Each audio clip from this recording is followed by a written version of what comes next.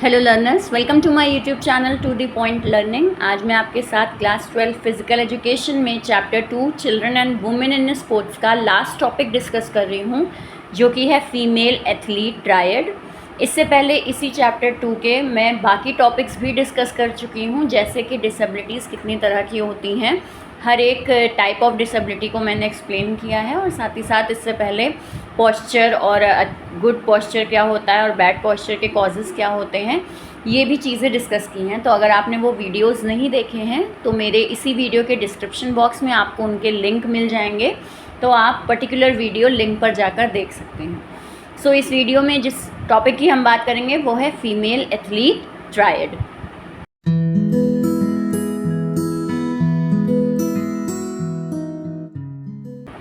So female athlete triad क्या होता है? तो it is a condition which is seen in females participating in extreme hard work during sports activities or to reduce heart rate under intense pressure of diet। अब इसमें देखिए, female athlete triad का मतलब होता है कि ये एक ऐसे तरह की कंडीशन है जो कि फीमेल्स को ही होती है, मेल्स को नहीं होती, फीमेल को ही होती है। और जनरली उन लोगों को, उन फीमेल्स को होती है जो स्पोर्ट्स में पार्टिसिपेट करते हैं या स्पोर्ट्स एक्टिविटीज़ में इंगेज होते हैं, उनको ये फीमेल एथलीट ट्रायड होने के चांसेस ज़्यादा होते हैं, बिकॉज उनको अपने वेट कंट्रोल से रिलेटेड भी ध्यान रखना पड़ता है, जिसकी वजह से उनके खान पीन में असर पड़ता है।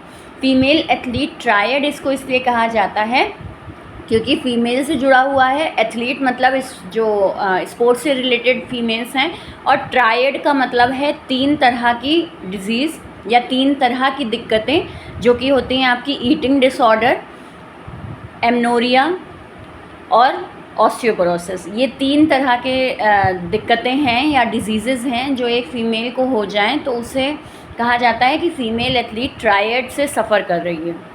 The triad is a serious illness with lifelong health consequences and can be fatal।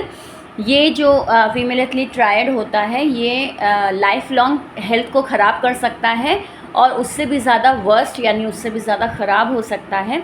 It is the syndrome of female in which, एक ऐसा साइंड्रोम ये होता है, एक ऐसी प्रॉब्लम है जिसमें amenorrhoea, eating disorder are present and also known as triad, जिसमें एमनोरिया, ऑस्टियोपोरोसिस, ईटिंग डिसऑर्डर, ये 3 तरह की बीमारियां मिल के हो जाएं किसी फीमेल को, तो उसे हम कहते हैं फीमेल एथलीट ट्रायड।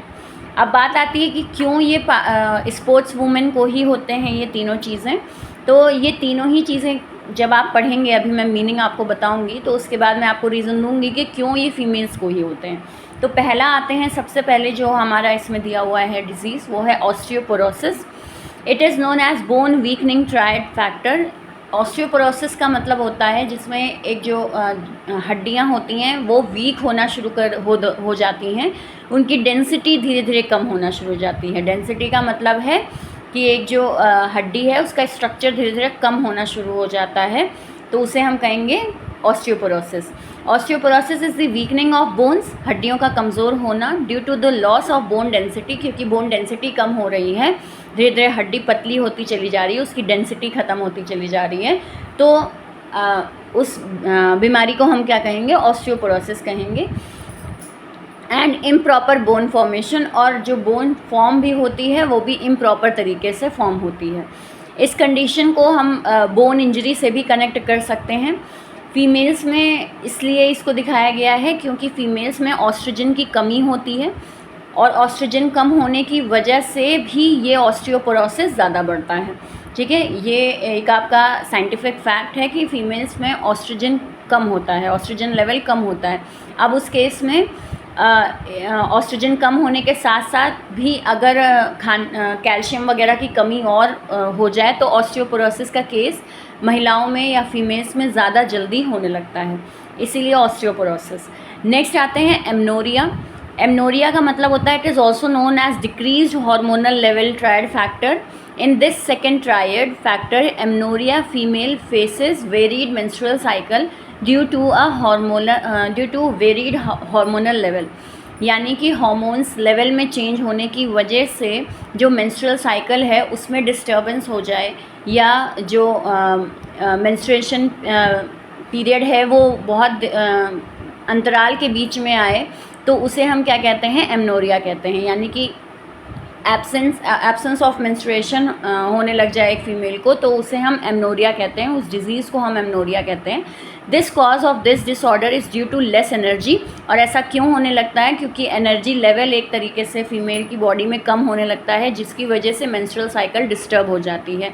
या फिर विटामिन और मिनरल डाइट प्रॉपर नहीं ले रही है वो फीमेल, और इसकी वजह से उसके जो मेंस्ट्रुअल साइकिल है वो प्रॉपर तरीके से नहीं हो रही है।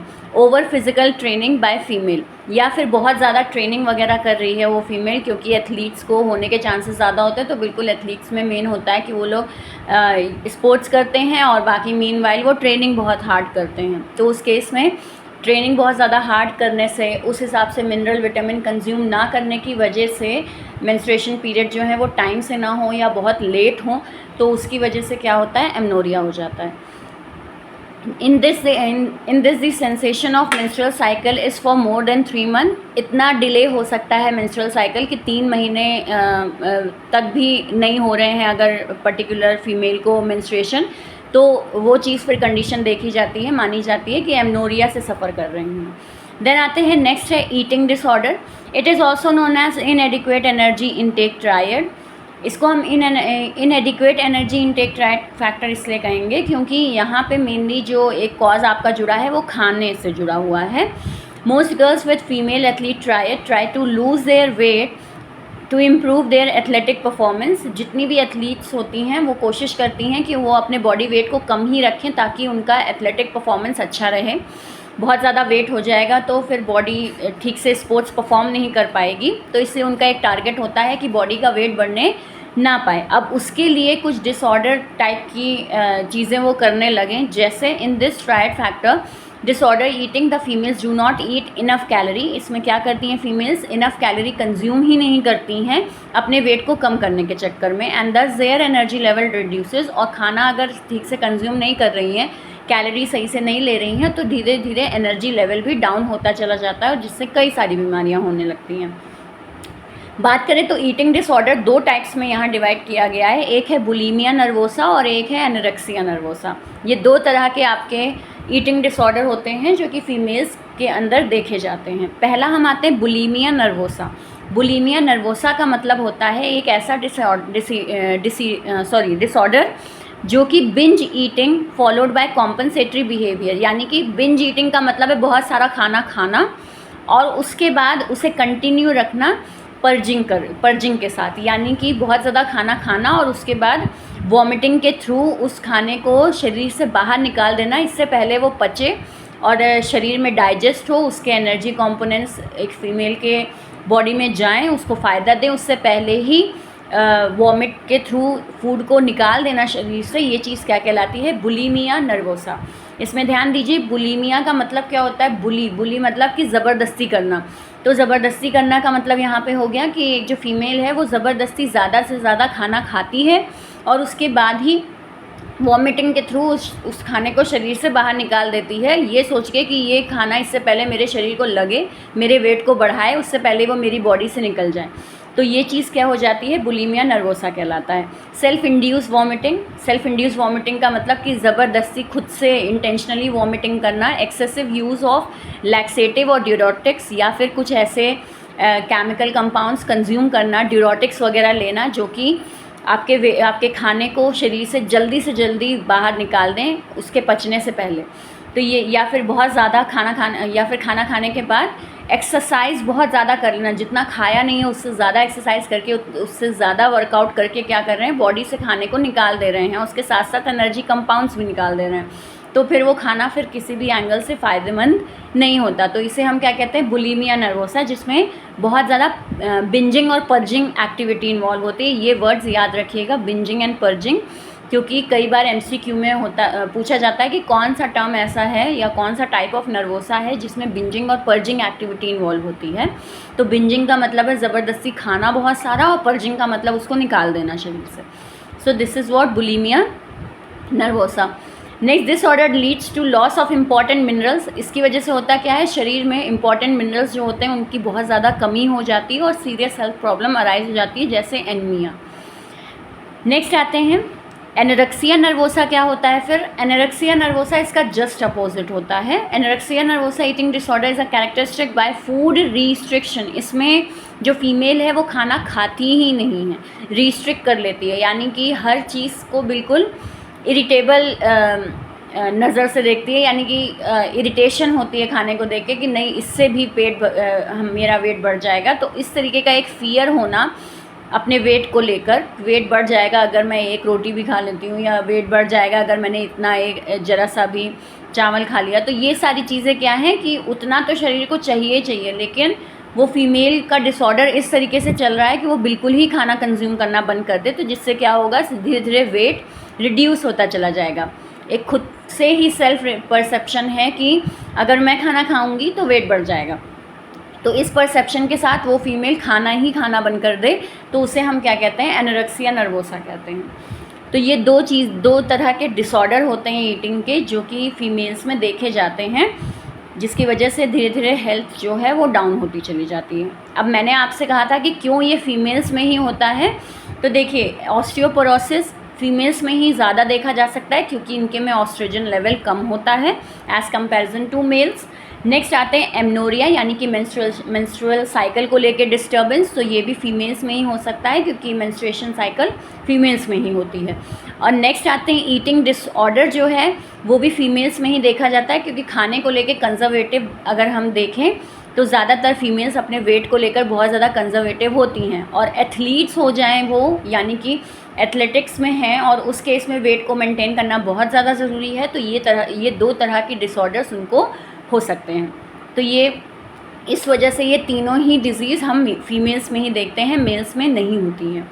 नेक्स्ट आते हैं एक छोटा सा और टॉपिक इसमें इसी से रिलेटेड दे रखा है, causes, symptoms and treatment of female athlete triad, यानी कि कारण क्या हो सकते हैं फीमेल्स एथलीट ट्रायड के। तो कारण हो सकते हैं कि सफिशिएंट कैल्शियम नहीं जा रहा है शरीर में, जिसकी वजह से ऑस्टियोपोरोसिस हो सकता है। एमनोरिया से ऑलरेडी सफ़र कर रहे हैं, मेंस्ट्रुअल साइकिल प्रॉपर नहीं चल रही है। ईटिंग डिसऑर्डर का मतलब है खाना खाने से रिलेटेड प्रॉब्लम चल रही है, कि पुअर न्यूट्रिशन जा रहा है, सेडेंट्री लाइफस्टाइल उतनी अच्छी नहीं है, थायराइड कंडीशन भी है अगर फीमेल को, lack of vitamin D, hormonal imbalance, over training, less liquid diet, ये सारी चीज़ें जो हैं ये सब की सब अगर ज़्यादा सीवियर हो जाएं तो ये फीमेल एथलीट ट्रायड की कंडीशन तक पहुंच सकती हैं।